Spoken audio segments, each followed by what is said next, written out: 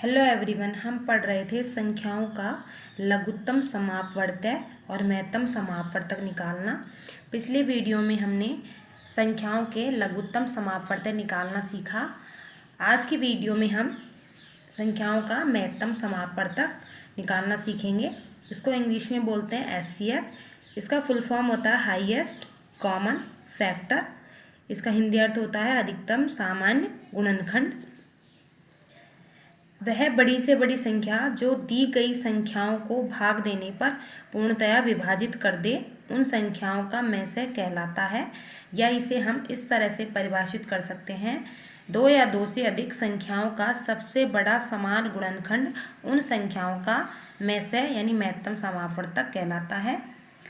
इन दोनों परिभाषाओं को उदाहरण के माध्यम से समझते हैं।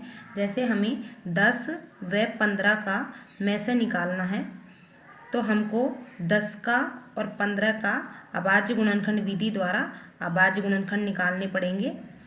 तो 2 का भाग दिया 10 में, 5 बार गया। 2 का भाग जाएगा नहीं, 3 का नहीं जाएगा 5 में, तो 5 का दिया 5 में 1 बार गया। यहाँ पर 2 का भाग नहीं जाएगा 15 में, फिर 3 का देंगे, 5 बार गया। 5 का 5 में गया 1 बार। इस तरह से 10 के अभाज्य गुणनखंड हो गए 2 गुणा 5 और 15 के अभाज्य गुणनखंड हो गए 3 गुणा 5। इन दोनों में कॉमन जो है वो है 5। तो 10 और 15 का HCF हो गया 5, यानी 5 सबसे बड़ी ऐसी संख्या है जिसका भाग 10 में भी जाता है और 15 में भी जाता है। इसी को हम दूसरी परिभाषा से समझते हैं। हमें गुणनखंड निकालने होंगे तो 10 के गुणनखंड हो गए, यानी 10 में कौन कौन सी संख्याओं का भाग जाता है। 10 में भाग जाता है 1 का, 2 का, 5 का और 10 का। इसी तरह 15 के गुणनखंड निकालने पड़ेंगे। 15 में 1 का भाग जाता है, 3 का भाग जाता है, 5 का भाग जाता है और 15 का भाग जाता है। दोनों में हमें समान गुणनखंड देखना है, लेकिन वो बड़ा होना चाहिए। यहाँ पर 1 भी समान है और 5 भी समान है, लेकिन दोनों में 5 बड़ा है, इसलिए 10 और 15 का HCF हो गया 5। इस तरह से हम कोई सी भी विधि से संख्याओं के HCF निकाल सकते हैं। इसे एक और उदाहरण से समझते हैं। जैसे हमें निकालना है 4, 12 और 20 का मैसे निकालना है, तो हमको 4 के, 12 के और 20 के अभाज्य गुणनखंड करने होंगे। 2 का भाग दिया 4 में 2 बार गया, 2 का भाग 2 में दिया 1 बार गया। इसके बाद हम देंगे 12 में भाग, 2 का दिया 6 बार गया, 2 का भाग 6 में दिया 3 बार गया, 3 का भाग 3 में दिया 1 बार गया।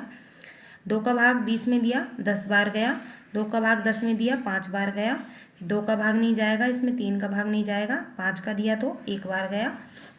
हमें तब तक भाग देना है जब तक 1 ना आ जाए। अब 4 के अभाज्य गुणनखंड हो गए 2 गुणा 2, 12 के हो गए अभाज्य गुणनखंड 2 गुणा 2 गुणा 3 और 20 के अभाज्य गुणनखंड हो गए 2 गुणा 2 गुणा 5। इस तरह से हमने यहाँ से अभाज्य गुणनखंड लिख लिए। अब इन अभाज्य गुणनखंडों में जो समान अभाज्य गुणनखंड है उस पर गोला लगाएंगे। जैसे यहाँ पर 2 है और यहाँ पर ये 2 भी कॉमन आ रहा है, तो 4, 12 और 20 का जो HCF है वो हो जाएगा 2 गुणा 2 यानी 4। 4 सबसे बड़ी संख्या ऐसी है जिसका 4 में भी भाग जाता है, 12 में भी जाता है और 20 में भी भाग जाता है। इसी को दूसरे मेथड से समझते हैं।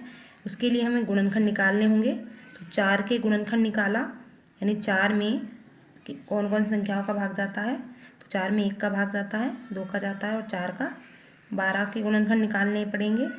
12 में 1 का भाग जाता है, 2 का भाग जाता है, 3 का भाग जाता है, 4 का भाग जाता है, 6 का भाग जाता है और 12 का भाग जाता है। और इसी तरह हमें 20 के गुणनखंड निकालने होंगे। तो 20 में 1 का भाग जाता है, 2 का भाग जाता है, 4 का भाग जाता है, 5 का भाग जाता है, 10 का भाग जाता है और 20 का भाग जाता है। अब हमें इनमें सबसे बड़ा समान गुणनखंड देखना है। तो यहाँ पर 1 भी कॉमन है, 2 भी कॉमन है और 4 भी कॉमन है। तो सबसे बड़ा इनमें 4 है तो HCF हो जाएगा 4, 12 और 20 का 4। इस तरह से हम संख्याओं का HCF किसी भी विधि से निकाल सकते हैं। यदि वीडियो अच्छी लगी हो तो लाइक करें, शेयर करें और चैनल को सब्सक्राइब करें। Thank you.